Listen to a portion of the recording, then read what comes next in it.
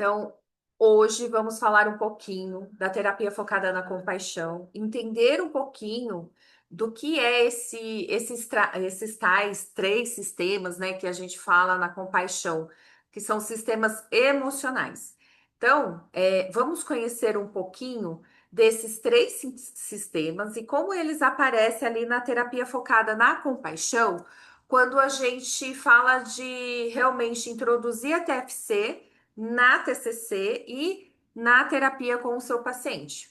Então, a TFC, ela teve origem ali com o Paul Gilbert, que é, né, está vivo, graças a Deus, é um psiquiatra, né, e ele entendeu que as pessoas dentro ali do hospital psiquiátrico muitas vezes tinham vergonha de falar o que eles estavam sentindo e pensando, né? Então, profundamente uma vergonha e uma autocrítica muito enraizada.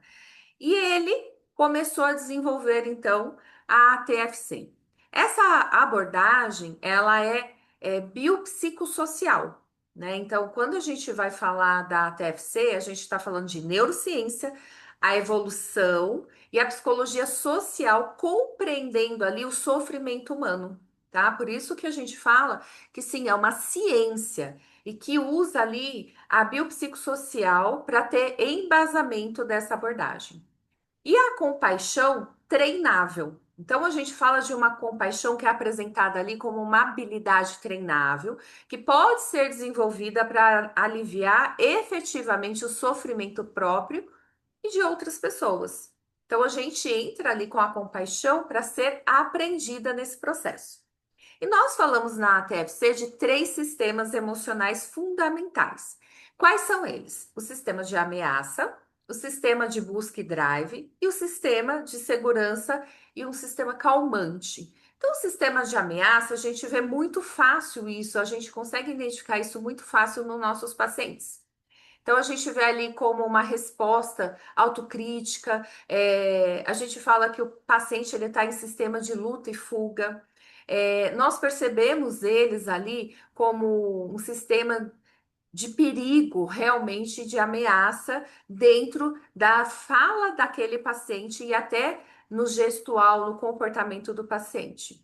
Então, são respostas automáticas de luta, de fuga, de imobilização diante de situações percebidas como perigosas e ameaçantes. O sistema de busca e drive, ele já motiva intensamente por conquista de objetos, aquisição de recursos e realizações de metas pessoais e profissionais. Então, quando a gente está ali, hoje eu estou na criatividade, hoje eu vou fazer acontecer, eu estou no sistema de busca e drive. E o sistema de segurança calmante promove calma profunda, conforto geunino, afiliação social e bem-estar sustentável no cotidiano. Esse sistema é o oposto do ameaça. Então, a gente precisaria, né? Acredito que todos agora, nesse momento, está no sistema de segurança, né? O sistema calmo. Porque a gente está aqui, né, com uma calma, estudando, num conforto, aprendendo uma coisa nova. Mas também estamos com sistemas de busca e drive ativados, porque estamos aprendendo algo novo, tá? Espero que ninguém esteja no sistema de ameaça. Mas vamos falar um pouco ali do sistema de ameaça como identificação e seus impactos. Quando a gente fala ali desse sistema, as características emocionais, eles se manifestam através de raiva, né? Às vezes uma pessoa mais reprimida ou mais intensa, vergonha muito alta, e autocrítica destrutiva. Eu não sou boa, eu não presto. Olha os erros cognitivos aparecendo aqui, né? As distorções cognitivas, eles aparecem aqui nas características emocionais. Quais os gatilhos, né, comuns que aparecem?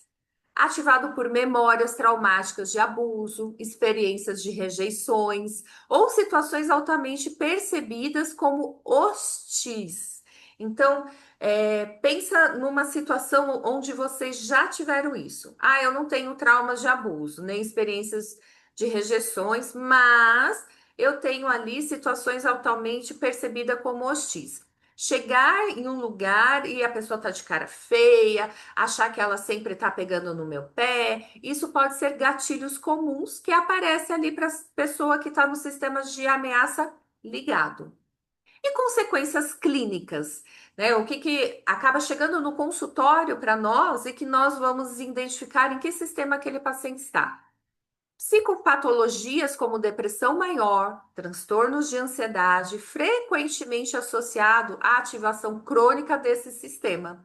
Então, imagina uma pessoa que passa a maior parte da semana dela, dos dias dela, do ano dela, com esse sistema ativado, ligado, né? Então, ela já vai estar ali num caso de depressão maior, ou numa TAG, ou realmente com sintomas crônicos de raiva, de rejeição, de vergonha, de autocríticas extremamente ativada. Isso também pode aparecer muito quando a pessoa vem buscar a gente com questões no trabalho. Né? Então, ai, porque meu chefe isso, porque meus colegas, porque o meu time, porque a equipe. Então, isso pode aparecer muito também, uma fala dessa forma com os nossos pacientes relacionado à vida profissional deles. E como identificar, né, se o paciente ele está no sistema ativado? Então, a gente vai perceber a linguagem corporal, ele existe, tensões musculares evidentes. Pensa eles reclamando, eu tenho bruxismo, eu tenho enxaqueca tensional, né? Retrações físicas, postura defensiva, aquela pessoa que sempre vai para frente, expressão facial de medo, de raiva ou desespero. Então, eles têm uma linguagem corporal que vai falando em que sistema eles estão. Padrões de pensamento. Então, a gente vai identificando ali uma autodepreciação constante, hipervigilância excessiva, pensamento catastrófico e ruminação persistente e sobre sempre a ameaça. Eu nunca vou ser promovido. O meu marido vai me deixar, sabe? Então, fala sempre relacionado que eu tô sendo ameaçado e que eu não tô bem naquele lugar. E comportamentos de evitação de situações, agressividade defensiva, autossabotagens de objetos e relacionamentos importante, né? Então, a gente vai perceber aqui que são pessoas que vão ou evitar situações, seja com pessoas conhecidas, pessoas próximas, importantes, ou entrar numa combatividade, né? Sempre se auto-sabotando. Mesmo quando está no combativo, está se sabotando. Estratégias para sair desse sistema de ameaça, como que a gente pode trabalhar ali o paciente. Então, psicoeducação é essencial, né? A gente trabalha com muita psicoeducação nessa terapia, ensinar sobre os sistemas emocionais, as suas funções evolutivas para reduzir o medo e aumentar a consciência. Então, que sistema eu tô, como que eu faço para sair dele? Técnicas de regulação emocional, prática de respiração lenta, diafragmática, mindfulness atento e relaxamento muscular progressivo, que pode ser o do Jacobson. A gente também tem outras, né, versões aí de relaxamento progressivo que pode ser utilizado também com esse paciente. E a imaginação compassiva. Criar mentalmente um lugar seguro e ideal e desenvolver um self compassivo, protetor e acolhedor, né? Então vamos pensar em nós aqui enquanto terapeutas. Como está o self compassivo de vocês? Se fôssemos fazer agora uma técnica, realmente é relaxar, respirar diafragmamente, baixando o batimento cardíaco, com compassividade, encontrar o seu eu terapeuta e esse eu terapeuta, num lugar seguro, ser protetor e acolhedor. Porque muitas vezes a gente entra num atendimento onde nós mesmos já entramos com autocrítica. Será que eu vou dar conta? Será que eu vou conseguir? E se esse nosso self compassivo viesse para nos proteger e acolher? Tá tudo bem. Qual seria a entonação de voz dele? O que ele ia falar para você? Né? Como ele ia te ajudar nesse processo com esse novo paciente desafiador? Então, por isso que a gente fala que a TFC, ela é primeiro para mim, para depois para o outro, porque a gente treina isso muito em nós para ajudar a desenvolver isso nos nossos clientes. Então, essa é uma imaginação compassiva que depois vocês podem fazer com vocês. Se vocês quiserem, eu te mando um passo a passo para a gente desenvolver aí um self compassivo.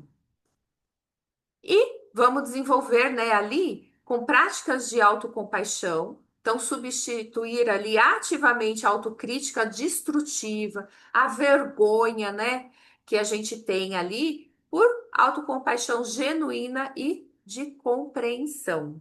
Então, eu não preciso ficar com o meu chicotinho imaginário o tempo inteiro me criticando, né, com essa vergonha internalizada dentro da gente.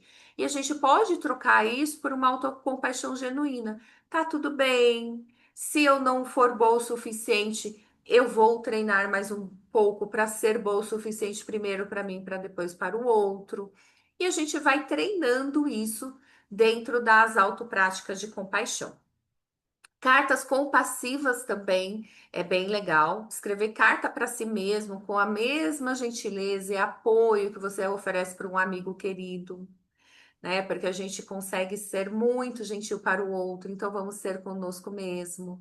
Um diálogo interno, então cultivar esse diálogo interno compassivo, que ativa o sistema calmante e promove ali uma emoção duradoura de calma, tranquilidade e segurança, tá? Então, ser gentil com a gente mesmo até no tom de voz. Sabe aquela coisa de se pegar e falar, tá tudo bem? O acalento conosco mesmo, que a gente faz muito fácil, às vezes, com o filho, com alguém que a gente gosta. Fazer consigo mesmo. E exemplos clínicos, né, que a gente acaba tendo ali e os resultados. Então, em casos de ansiedade, a TFC entra muito bem. Pacientes com transtorno de ansiedade generalizada, eles produzem significativamente ali ataques de pânicos através de situações em que eles estão inseridos, e a TFC entra para diminuir isso daí através de uma prática consciente, né? Então, respiração diafragmática, mindfulness, a pessoa se perceber se está escalonando naquilo, quais são os gatilhos envolvidos nos casos de ansiedade. Nos casos de depressão, né, maior, também, onde o aumento progressivo ali da autocompaixão resultou em diminuições marcantes de sintomas severos e melhora o funcionamento. A gente já tem evidências de que casos de depressão maior, o paciente tem muito pensamento disfuncional de catastrofização. E a TFC veio para diminuir esses sintomas, esses pensamentos de catastrofização, de ameaça. E eles conseguem melhorar dessa depressão maior. E temos evidências científicas, né? Temos vários estudos científicos que mostram que os altos níveis de compaixão relacionam-se inversamente à psicopatologia e clinicamente significados. Então, se vocês forem lá no Google Acadêmico, vai ter evidências o quanto que a autocompaixão ela diminui níveis de estresse, de ansiedade, de depressão, né? E vem tendo cada vez mais estudos voltados para a terapia focada na compaixão para casos severos e que ele tem resultados muito bons. A importância aqui da afiliação e dos os cuidados da TFC. Então, a gente percebe que a relação terapêutica, ela fica segura. A aliança terapêutica, ela funciona como um espaço seguro, cuidadosamente construída para ativar ali e fortalecer o sistema calmante do paciente. Então, a gente tem o setting terapêutico, né? Ele é um lugar seguro, muitas vezes, para o paciente. Existe uma conexão social, estímulos ativos de conexão social genuína, desenvolvendo empatia profunda, com componentes essenciais para o processo de cura. É uma terapia onde a gente fala que precisamos estar em mindfulness, 100% focado para o nosso cliente, o nosso paciente. É uma terapia que a gente está ali compassivamente ativa para trazer esse sistema de calma para o cliente. Para si mesmo, a gente vai cultivar a autocompaixão. Tem treinos para isso, tem estímulos para isso. A gente também usa para o outro, expressando empatia genuína.